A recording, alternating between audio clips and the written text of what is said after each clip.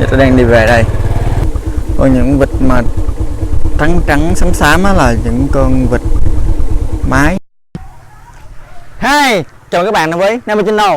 Hôm nay Thái rất vinh dự mời các bạn đến quê Thái thăm mùa nước nổi và cách lùa vịt như thế nào. Bạn sẵn sàng chưa? Let's go!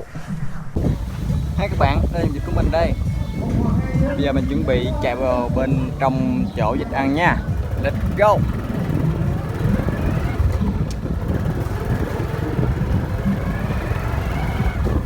Đang cầm điện thoại mình chạy luôn. Mình mua cái gimbal rồi nhưng mà nó chưa có hàng nên nó hơi rung một tí. Mình nhờ bạn mình mua giùm, cái này mai cũng có. Ok, đây dụng nước. Wow, Mê quá anh ơi. mình dừng lại cho bạn xem. Nó đi một cái biển Thái Bình luôn. Cái đường xanh xanh đó là lúa, cỏ mọc. Còn ngoài kia là có những trắng là cái mã, những cái cây. Bạn hay lưới xanh xanh không? Đây, lại gần rồi xem. Đây là cái giớn người ta bắt cá mà nước nổi. Con cá sẽ đi theo cái đường mình mành đây, đi dọc tới cái chỗ màu xanh đó, nó chui vô nó không có đường ra thì nó sẽ chui vô cái chỗ mà cái đường đó, nó nằm đó và đi bắt. Bữa nào rảnh thì Thái sẽ review cái cách bắt cá trên cái giớn cho bạn xem nha. Thì tiếp tục.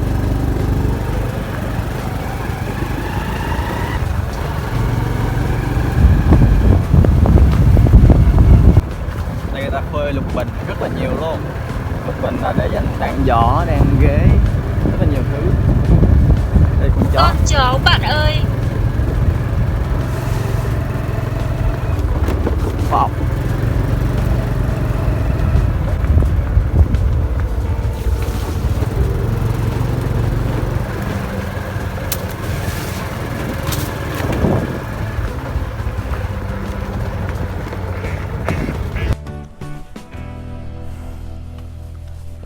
Hai các bạn, mình đã có chân vịt rồi. Giờ các bạn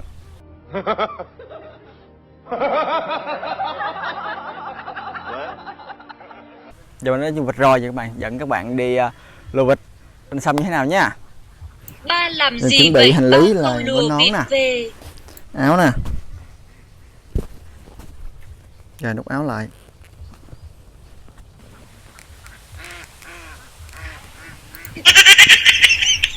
Let's go.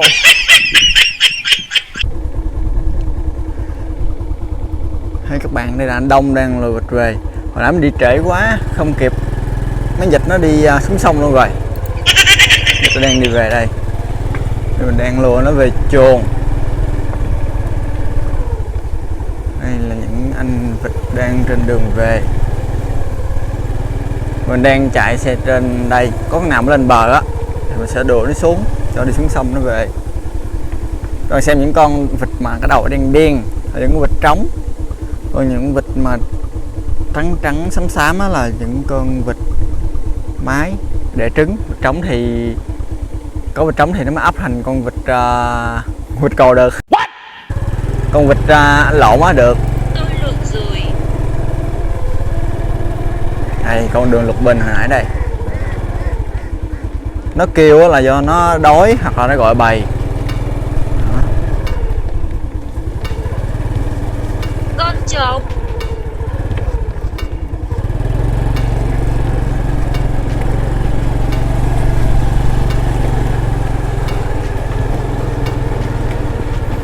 Rất tiếc là hồi nãy mình không có đuổi vịt cho bạn xem được.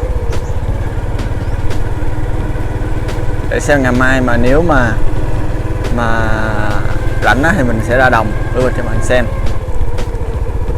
Đây có những hai bên có những hàng dừa rất là đẹp luôn, rất là nhiều trái.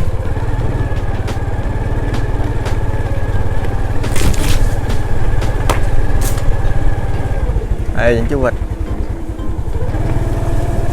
Mấy con nào mà nó siêng năng hay là khỏe mạnh thì nó sẽ đi đầu, nó dẫn đầu. Giống như anh em leader. Leader là lơ đi aga.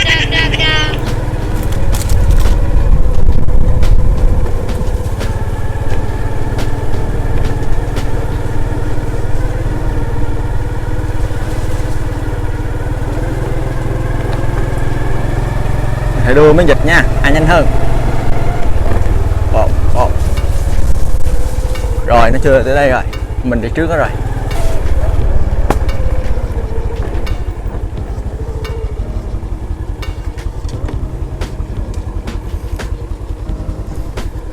Top here, đây là cái chuồng vịt. Mình ở đến chuồng trước mấy con vịt rồi. Lát vịt sẽ lên tại chỗ này. Đây là cái đường nó quen rồi, nó rất là thông minh. Thì hàng ngày nó đi xong nó sẽ tự về. Còn nếu nó không về thì bạn biết rồi đó, sẽ bắt nó làm thịt thôi. Đơn giản thế thôi. Ok, ở đây có cây mãng cầu ta. Ok, giờ mình đi đón mấy con vịt về nha. Mình đi bộ, xe mình để đó. Đây xe RSX mẹ mình tặng khi mình đậu đại học. Mình học chuyên ngành huấn luyện thể thao võ thực, nhưng mình rất thích kinh doanh và làm những video clip. Năm 2012 thì mình biết cái lĩnh vực YouTube này từ một người anh ở bên Mỹ. Anh nói về lĩnh vực YouTube, kiếm tiền YouTube, và mình lúc đó mình đăng rất thích võ thực á. Mình đăng một phim huyền thoại Lý Tiểu Long lên thì được 8 đô một tháng. Lúc đó thì mấy bạn mình chưa ai biết lĩnh vực này hết. Mình thấy ít quá, 8 đô thì có 100 mấy chục ngàn tháng, ít quá, cái mình đi ra làm ngoài. Thì sau này năm 2014 thì phải, 13, 14 gì đó, thì bạn Hưng mới rủ mình làm YouTube. Thì lúc đó các bạn làm rất là được. Có bạn Thái nữa, bạn đó Nguyễn Quốc Thái, bạn mình là Trần Quốc Thái. Thì bạn nó làm lĩnh vực re-upload video được rất là nhiều. Nhưng mà giờ thì YouTube nó cấm lĩnh vực đó rồi, không có làm nữa. Thì mình cũng có làm nhưng mà không được. Mình có làm một cái kênh cờ vua, nhưng mà nó chung với cái IP á thì nó xóa luôn rồi.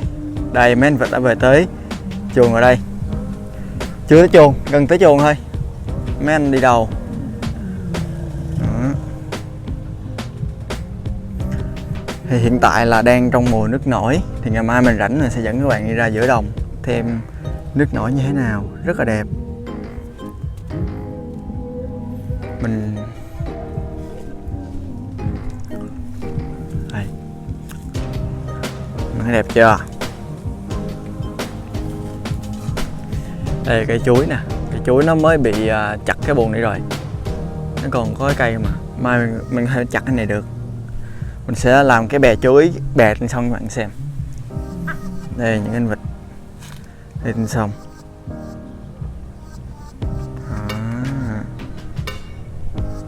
Rất là thích.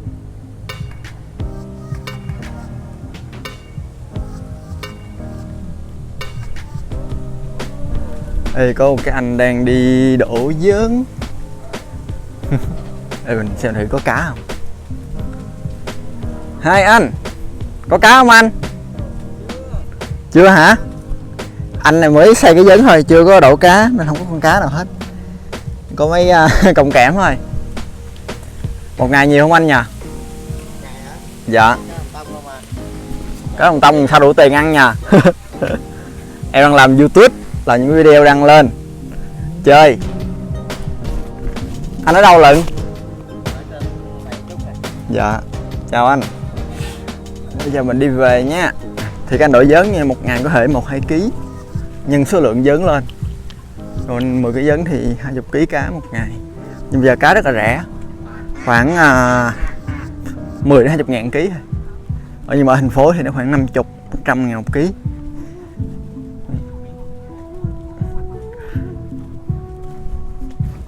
Thì hôm nay là nhà đám giỗ nhà ông nội nhà mình. Hồi nãy mình đi đám giỗ rồi.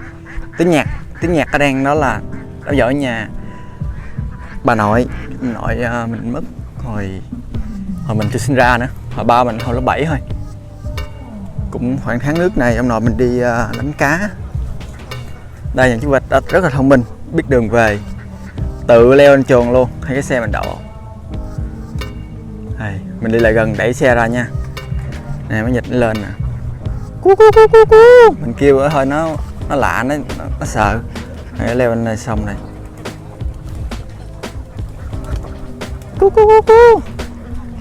Đây con vịt trống là đít thì nó dãnh lên.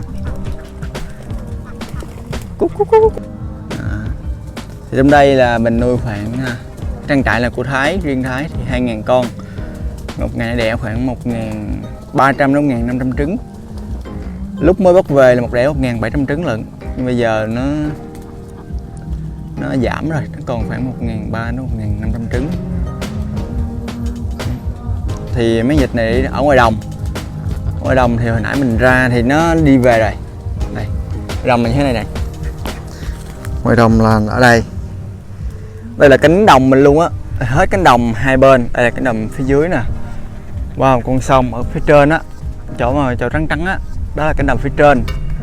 Thì hai cánh đồng là khoảng 800 hecta diện tích. Đó. Cái chỗ cây tràm đó có mấy con vịt đó, và nhìn thấy nè, thấy ống to lên. Đang bơi á, đó là vịt của cha mình. Xung quanh thì nhà mình trồng chuối, trồng dừa, trồng tràm để giữ đất, trồng dừa thì để ăn chơi mấy cái chuối. Hiện tại vịt mình nhốt ở nhà bà Năm, mình đang nhốt tạm ở đây. Mình đang múc cái nền rồi, để ngày mai mình sẽ rảnh mình sẽ quay cái trang trại mới của mình cho bạn xem. Thì mình đang nhốt tạm nhà bà Năm. Nhà bà Năm thì bà Năm đi Đồng Nai rồi, bà Năm không ở đây nữa, để cái trang trại ở đây có mấy con vịt. Mình rất thích cái nền này luôn á.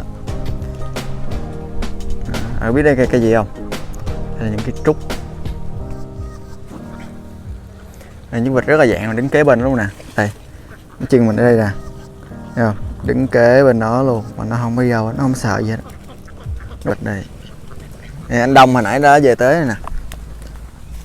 Bữa nào mình dẫn các bạn đi bơi thuyền. Những anh làm giỡn này. Đây chờ. Đây anh căng mình xong cái anh kéo giỡn. Hello. Đó, anh kéo mình đi thì mấy con cá nó chạy tới mình nó sẽ không đi được á, sẽ lường đi theo cái đường mình đó.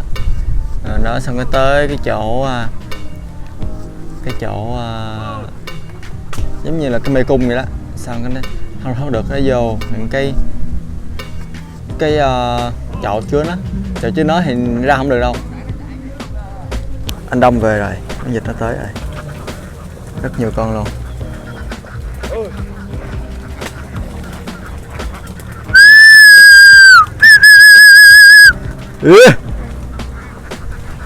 Mấy vịt rất là sợ tiếng hít sáo nè, hoặc là tiếng la hồi hồi đó. Xe của mình. Đây là chiếc Ducati Los Angeles Việt Nam.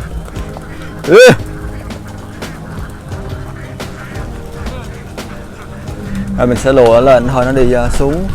Vịt nhập vịt cha. Rất nhiều vịt luôn các bạn thấy không? Rất là thích luôn.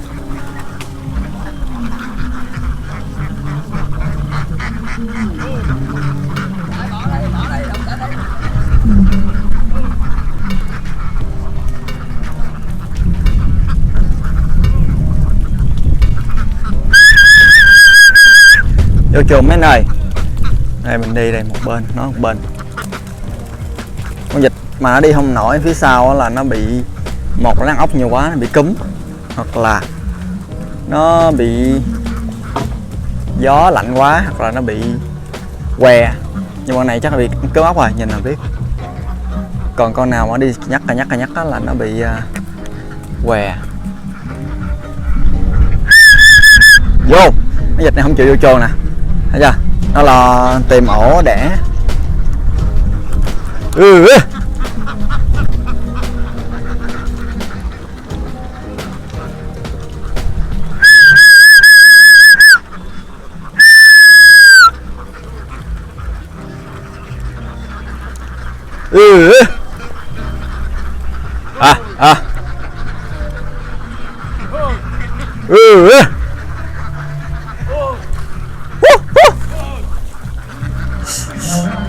Từ từ go vô này, tới biết đường nó vô nè, thấy không? Chạy cọc.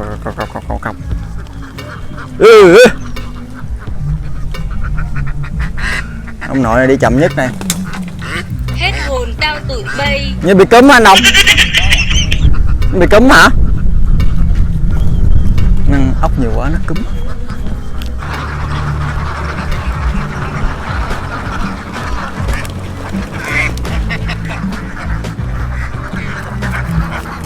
Con vịt nó bị cúm. Cúm thì bây giờ sẽ tiêm thuốc cho nó hết bệnh.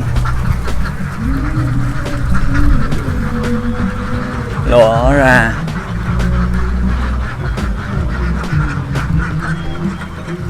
Chuột chuồng đi mấy anh ơi. Anh ơi. Ok. Rồi. Ồ, đây là sóc của trứng vịt.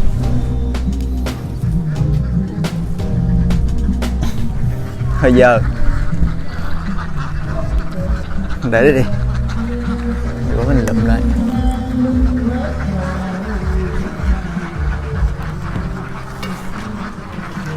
Đây cái trang trại đây. Chưa đẹp lắm. Rồi sẽ làm một trang trại rất là đẹp cho bạn xem.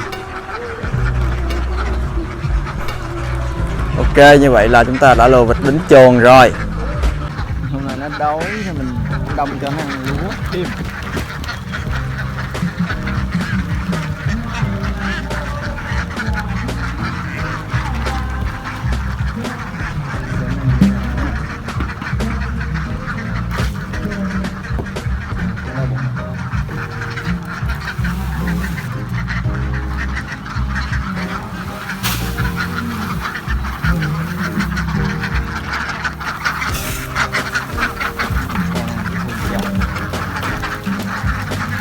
Con này nó ham ăn quá chui vô ham ăn luôn. Hey, đi ra đi ba.